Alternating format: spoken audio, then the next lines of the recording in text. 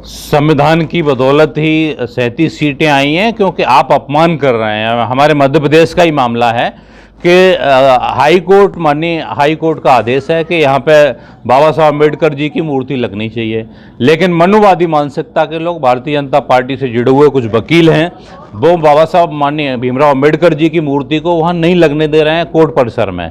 1 हफ्ते से ज़्यादा समय हो गया गाड़ी में मूर्ति खड़ी हुई है।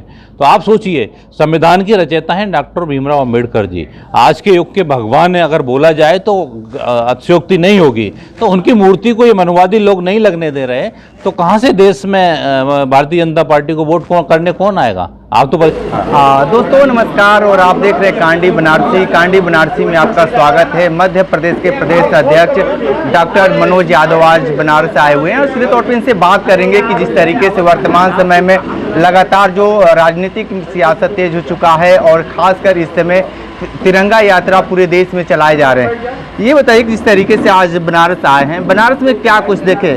लगातार केंद्र और प्रदेश की सरकार लगातार ये कहती है कि चौतरफा विकास है, आप किस तरीके से देख पाए?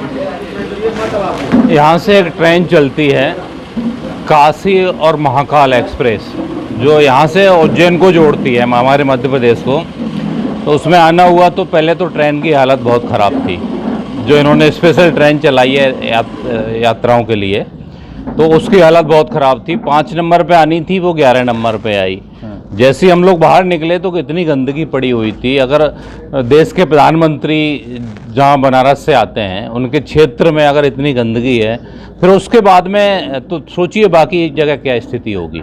उसके बाद में सिटी को घूमे और देखा, वहाँ के जो ड्राइवर था हमारा गाड़ी का, उसने बताया कि जो ये ब्रिज है मोदी जी के कार्यकाल में बना है और अभी तक 2 बार गिर चुका है। ये माननीय राष्ट्रीय अध्यक्ष हमारे समाजवादी पार्टी अखिलेश यादव जी ने जो बनाया था, आज भी चल रहा है। तो यहाँ और प्लस जो अव्यवस्थाएं देखी यहाँ की, ट्रैफिक जाम से लेके सारी चीज़ें, लगता ही नहीं है किसी प्रधानमंत्री का ये लोकसभा क्षेत्र है। इससे अच्छे तो जो नॉर्मल क्षेत्र हैं वो ज़्यादा अच्छे हैं। जिस तरीके से पूरे देश भर में भारतीय जनता पार्टी तिरंगा यात्रा निकाल रही है, क्या जरूरत पड़ रही है कि भारतीय जनता पार्टी तिरंगा यात्रा निकाल रही है? भारतीय जनता पार्टी का जो सबसे ज़्यादा खराब कार्यकाल है वो ये है, और पूरे अभी तक के जितने प्रधानमंत्री रहे हैं उसमें सबसे कमज़ोर प्रधानमंत्री हैं तो नरेंद्र मोदी जी हैं। आप देखेंगे कि केवल आतंकवादियों के ठिकानों पे हमने हमला किया था, उसके बाद में पाकिस्तान इतना हमारे ऊपर हावी हो गया कि केवल उसके हमले का हम लोग जवाब देते रहे, अपनी तरफ से एक भी हमला नहीं कर पाए उनके ऊपर। और उसके बाद में अमेरिका मध्यस्थता करता है हमारे सीज फायर के लिए।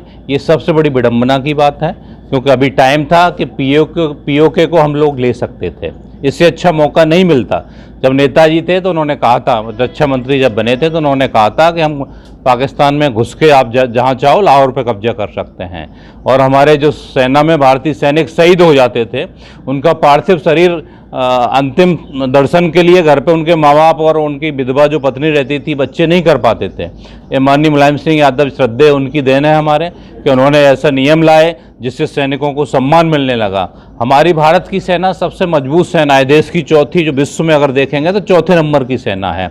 उसके बाद में हमारी कर्नल सूफिया कुरैशी, जिन्होंने सिंदूर ऑपरेशन को लीड किया, और उनके बारे में इनकी पार्टी के हमारे मध्य प्रदेश के मंत्री हैं विजय साहब, वो बयान देते हैं कि आतंकवादियों की बहन है। तो सबसे बड़ी कमजोरी आप यहीं देख लीजिए।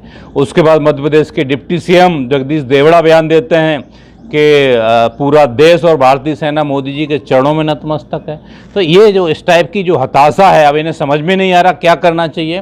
तिरंगा यात्रा का भी देखेंगे आप, जगह जगह तिरंगा यात्रा में इनके लोग बयानबाजी कर रहे हैं, और इनकी सबसे बड़ी जो विफलता है कि युद्ध नहीं कर पाए हैं, और भारतीय सेना को जो हमारा गौरव है उसका अपमान बार बार हो रहा है। तो उसको मैनेज करने के लिए यात्रा निकाल रहे हैं, लेकिन उसमें लोगों का विरोध का सामना करना पड़ रहा है। आने वाले समय में भारतीय जनता पार्टी को लोग हटा के फेंकेंगे। ये बताइए कि तिरंगा यात्रा के साथ आप लोग क्यों नहीं जुड़ रहे हैं? क्यों एक लाइन खींच ली है कि नहीं, इसमें हम नहीं शामिल होंगे? हम लोग तिरंगा यात्रा से कोई फरेज नहीं। तिरंगा हमारी शान है, हमारे भारत देश की शान है। तिरंगा को ये लोग इस तरह भारतीय जनता पार्टी के वोट के लिए यूज कर रहे हैं, इसलिए हम लोग नहीं जुड़ रहे हैं। तिरंगा यात्रा बाकी देश के सम्मान के लिए, सेना के सम्मान के लिए निकाली जाती है तो हम लोग शामिल होते हैं। तिरंगा यात्रा के कुछ नियम होते हैं कि अगर किसी बिल्डिंग पे लगा है, किसी ऐसी जगह लगा है तिरंगा, तो 24 घंटे आप फहरा सकते हैं।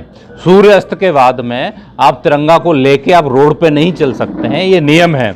लेकिन भारतीय जनता पार्टी के लोग तिरंगा का भी अपमान कर रहे हैं और तिरंगा यात्रा वो निकाल रहे हैं जिन्होंने देश की आज़ादी के 60 साल तक संघ के कार्यालय पर तिरंगा नहीं फहराया। ये लोग तिरंगा यात्रा निकाल रहे हैं। तो इनकी तिरंगा यात्रा में भी राजनीति है। जो आपदा में अवसर की बात बोलते हैं, सही मायने में तो भारतीय जनता पार्टी आपदा में अवसर तलाश रही है। भारतीय जनता पार्टी राष्ट्र हित की बात करती है, तो फिर इन पे क्यों प्रश्न खड़ा कर रहे हैं आप? ये सिर्फ व्यक्तिगत हित की बात करते हैं। आप देख लें तो बेरोजगार परेशान हैं, भारतीय सेना में अग्निवीर लेके आ गए हैं। आप देखिए ना, या आपके उत्तर प्रदेश के हालात ही देख लीजिए। यहाँ पे शिक्षा मित्र से लेके कितने लोग आंदोलन करते रहे, किसी की सुनवाई हुई? तो ये सरकार लाठियाँ बांधती है केवल ऐसे लोगों पे। तो भारतीय जनता पार्टी पूरी तरह से विफल है। लोकसभा में जो आपके उत्तर प्रदेश में माननीय राष्ट्रीय अध्यक्ष अखिलेश यादव जी के नेतृत्व में जो शानदार जीत मिली है, 2027 में निश्चित तौर पर यहाँ सरकार बनेगी, ये लोगों से मिलके मुझे लग रहा है। लगातार भारतीय जनता पार्टी ये करे कि आप लोग संविधान घर घर लेकर घूमें, लेकिन उसका परिणाम 2027 में नहीं मिल पाएगा। संविधान की बदौलत ही 37 सीटें आई हैं, क्योंकि आप अपमान कर रहे हैं। हमारे मध्य प्रदेश का ही मामला है कि हाई कोर्ट, माननीय हाई कोर्ट का आदेश है कि यहाँ पे बाबा साहब अम्बेडकर जी की मूर्ति लगनी चाहिए, लेकिन मनुवादी मानसिकता के लोग, भारतीय जनता पार्टी से जुड़े हुए कुछ वकील हैं, वो बाबा साहब माननीय भीमराव अम्बेडकर जी की मूर्ति को वहाँ नहीं लगने दे रहे हैं कोर्ट परिसर में। 1 हफ्ते से ज़्यादा समय हो गया गाड़ी में मूर्ति खड़ी हुई है। तो आप सोचिए, संविधान की रचयिता हैं डॉक्टर भीमराव अम्बेडकर जी, आज के युग के भगवान है अगर बोला जाए तो अतिशयोक्ति नहीं होगी। तो उनकी मूर्ति को ये मनुवादी लोग नहीं लगने दे रहे, तो कहाँ से देश में भारतीय जनता पार्टी को वोट करने कौन आएगा? आप तो परिस्थितियों को देखिए ना। इनके गृह मंत्री अमित शाह जी सदन में अपमान करते हैं बाबा साहब अम्बेडकर जी का। तो ये तो संविधान विरोधी है, दलित विरोधी पार्टी है, पिछड़ा विरोधी है, आदिवासी विरोधी है, अल्पसंख्यक विरोधी पार्टी है। एक बहुत तेजी से मामला चल रहा है, नेहा सिंह राठौर जो गायिका हैं, उनको लेकर क्या कहेंगे? लगातार बनारस में भी FIR दर्ज हुए हैं। ये हमेशा कमजोरों पे वार करते हैं, महिलाओं के सम्मान की बात करते हैं। एक लोक गायिका हैं, उन्होंने जो सच लगा उन्होंने अपनी बात कही। अगर उन पे FIR कराते हैं तो इससे ज़्यादा नंदनी और डरपोक सरकार कोई हो ही नहीं सकती है। डरपोक योगी जी चाहो चाहे मोदी जी हों, सबसे डरपोक नेता हैं। एक महिला पे FIR करा रहे हैं और वो तो अपने लोकगीत के माध्यम से जनता को सच बताना चाह रही है। इससे पहले क्या नहीं बताया गया? हमारे राष्ट्रीय अध्यक्ष माननीय अखिलेश यादव जी जब मुख्यमंत्री थे, लोगों ने उल्टे सीधे कार्टून बनाए, उन्होंने कार्टूनिस्ट को बुलाया। ऐसे नेता होने चाहिए कि भाई वो क्यों बना रही है, क्या पीड़ा है, उसको भी समझना चाहिए। तो ये लोग डरने वाले लोग हैं। एक महिला से डर सकते हैं तो सोचिए आगे आने वाले समय में इनका क्या हाल है। और सुनने में आ रहा है, लोगों ने अभी बताया मुझे कि बनारस भी हार चुके थे, कैसे जीते हैं पता नहीं, समझ कुछ दबाव में जीते हैं, कैसे जीते हैं, मैनेज करके जिताया गया है। ये बताइए कि जिस तरीके से आप लगातार शिक्षकों की बात कर रहे हैं और लगातार ये भी देखा जा रहा है कि शिक्षा को लेकर बहुत सारे अपवाद के रूप में देखा जाए, बहुत सारे आरोप भी लगाए जा रहे हैं प्रदेश सरकार पे, किस तरीके से लड़ाई लड़ेंगे आप? देखिए, शिक्षकों की लड़ाई मैं 2004 से लगातार लड़ रहा हूँ सड़क पर, और जब मैं सदन में गया दिसंबर 2020 में, तब से लगातार मैं सदन में भी लड़ रहा हूँ। लेकिन ये सरकार शिक्षक और शिक्षा दोनों की जो है विरोधी साबित हुई। जो है ये सरकार ने शिक्षकों का कोई भला नहीं किया। जब जब सरकार आई है तब तक शिक्षकों का कोई भला नहीं किया। अगर शिक्षकों का कोई लीडर था तो श्रद्धेय मुलायम सिंह जी थे, और आज माननीय अखिलेश यादव जी हैं। हेमवती नंदन बहुगुणा ने वेतन वितरण अधिनियम 1971 में लागू किया। उसके बाद शिक्षा में जो भी आमूल चूक परिवर्तन हुआ वह माननीय श्रद्धेय नेताजी ने किया या तो माननीय अखिलेश यादव जी ने किया।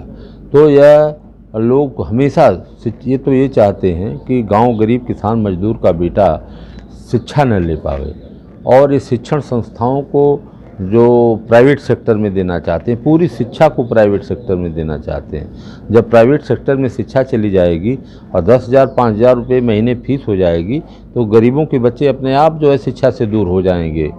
वो खुद नहीं पढ़ पाएंगे। ये लोग जो है जब देश गुलाम था उस समय की स्थिति जो है लाना चाहते हैं फिर से देश में। एक बात बताइए कि बिहार के चुनाव की सरगर्मी लगातार बढ़ता जा रहा है, बिहार में किस तरीके से आप लोग कदम रखने जा रहे हैं? बिहार में जो है माननीय लालू प्रसाद जी और उनके बेटे तेजस्वी यादव जी जो है पूरी तरह से जो है लीड कर रहे हैं और जनता उनके साथ खड़ी है। पिछली बार इन लोगों ने धोखा दे करके जो है 100, 200, 400 से 19 सीटों को हरा दिया था, जिसके कारण वो मुख्यमंत्री नहीं बन पाए। इस बार वो मुख्यमंत्री बिहार के बनेंगे। नीतीश बाबू के बारे में क्या कहेंगे?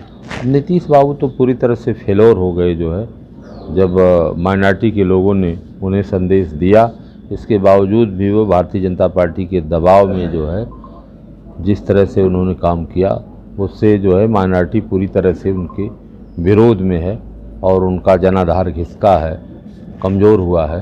और माननीय तेजस्वी यादव जी जो है पूरे बिहार पर जो है इस समय भारी है। जाति जनगणना को लेकर लगातार आप लोग सवाल करते थे सदन में, विधानसभा में, अब तो भारतीय जनता पार्टी जाति जनगणना कराने जा रही है, क्या कहेंगे इसके लिए? हमारे नेता माननीय राष्ट्रीय अध्यक्ष जी के पद चिन्हों पर अगर भारतीय जनता पार्टी चल करके जातीय जनगणना करा रही है तो ये अच्छी बात है, लेकिन जातीय जनगणना करा के हर जातियों की जितनी भागीदारी है उतना उसको हिस्सेदारी तय कर दे नौकरियों में, ताकि जो है हर वर्ग के लोग अपने अपनी जनसंख्या के आधार पर, जैसे कांसीराम जी ने एक समय था उन्होंने नारा दिया था कि जिसकी जितनी संख्या भारी उसकी उतनी भागीदारी, तो उसी तरह तर्ज पर माननीय अखिलेश यादव जी ने जो नारा दिया था उस पर अगर ये आए हैं तो यह भागीदारी को तय कर दें। जो है जो जात जय % है हमारे भारत देश में उतने परसेंटेज उसकी भागीदारी सुनिश्चित हो जाए। नरेंद्र मोदी लगातार जाति जनगणना से भाग रहे थे, लेकिन अचानक ऐसा क्या हो गया कि वो जाति जनगणना कराने के मूड में आ गए? अब तो उनसे पूछना चाहिए आप लोगों को कि क्या परिस्थितियां उनके सामने खड़ा हुई। एक तरफ पहलगाम का कांड हो रहा है और दूसरी तरफ जातीय जनगणना की तरफ उनका ध्यान आ रहा है, तो उससे लगता है कि वह देश की जनता को जो है का माइंड डाइवर्ट करने के लिए जो है उन्होंने इस तरह का कदम उठाया। ठीक है, तो आप सुन रहे थे MLC लाल बिहारी यादव और मध्य प्रदेश के प्रदेश अध्यक्ष डॉक्टर संजय यादव, मनोज यादव जी को, तो विशेष इंटरव्यू कर रहे थे। तो हमारे साथ बने रहे कांडी बनारसी के साथ, हमें दीजिए इजाज़त, नमस्कार।